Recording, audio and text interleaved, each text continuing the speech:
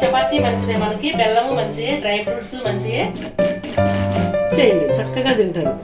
ఇంకా చూసారు కదా అలా. ఇప్పుడు మీ ఇంటికి గెస్ట్లు వచ్చారనుకోండి, మీరు చపాతీలు చేసుకుంటున్నారు, టైంకి వచ్చారు, ఆ చపాతీలు 2 ఇలా చేసి పెట్టారనుకోండి, వావ్ ఇది ఏం స్వీట్ చాలా బాగుంది అంటారండి. మీరు కూడా ఈ చపాతీని ఇలా చేసుకొని తినండి. ఇప్పుడు నేను చూపించింది వావ్ భలే చాలా బాగుంది అంటారండి.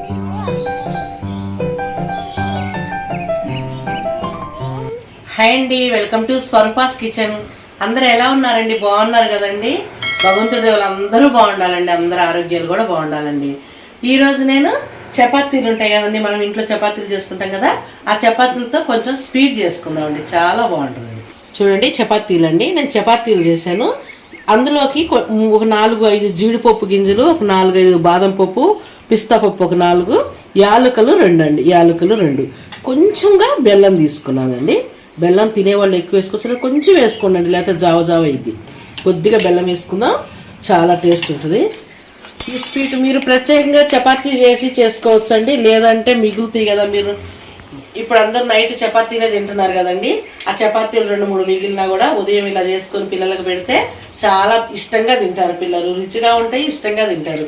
మనకు పోషక పదార్థాలు కూడా ఉంటాయండి చపాతీలో. మనకు అన్ని చిరుధాన్యాలు కదండి, ఇలా జొన్న రొట్టెతో, సజ్జ రొట్టెతో, అన్ని చపాతీలతో కూడా ఇలా చేసుకోవచ్చు స్వీట్, చాలా బాగుంటుంది.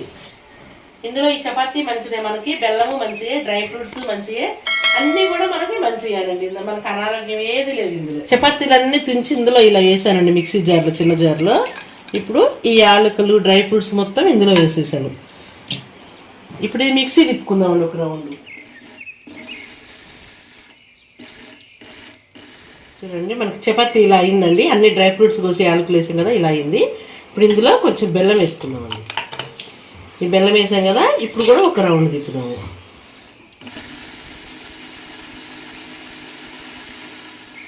చూడండి మనకి ఈ బెల్లం కూడా వేసానండి. ఇప్పుడు కొంచెం నలిగిన తర్వాత మళ్ళీ బెల్లం వేసాను, ఇలా అయింది. ప్లేట్లోకి వేసాం కదా, అంతా ఇలా కలుపుకుందాం చక్కగా. ఇలా కలిసిందండి. ఇలా కలిసిన దాన్ని మనం మీ పిల్లలు వచ్చారనుకోండి స్కూల్ నుంచి, ఇలా చేసి వాళ్ళకి ఇచ్చేయండి, చక్కగా తింటారు. ఇక చూసారు కదా అలా.